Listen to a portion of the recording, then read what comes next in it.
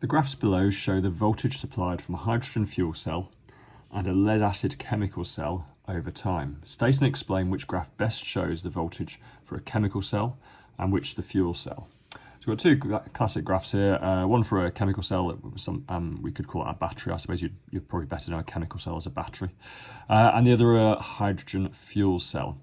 Okay, so the chemical cell, the battery if you like, is graph 1 here. So the voltage is on this y-axis, and you'll notice the voltage as time goes by, because time is the x-axis.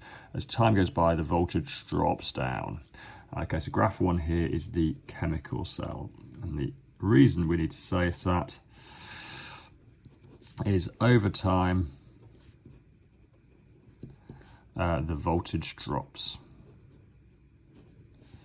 And that's the case for all chemical cells, all batteries. Now, modern batteries, they do keep their voltage for longer. This is a lead-acid battery. A lead-acid battery is found in petrol and diesel cars. Obviously, the engine is powered by petrol or diesel, but the engine has to start. So to start it is an electric motor and a battery usually used for that, and we use lead-acid batteries for that, and they deteriorate as time goes by. Over time, the voltage drops. That's the chemical cell. Now, fuel cell, in comparison, the fuel cell, the voltage that they give out remains absolutely constant. You notice the voltage on the y-axis here. We've got this absolutely flat line, this constant line as time goes by. That's absolutely the case for fuel cells. So over time, the voltage remains constant until the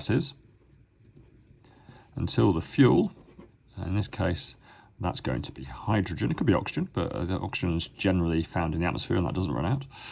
So the hydrogen, the fuel for fuel cells is hydrogen. The hydrogen runs out. Then the voltage, and it's very rapid, it kind of falls off a cliff, doesn't it? Straight down. The voltage drops to 0. All these questions and more found on elshamhighchemistry.com.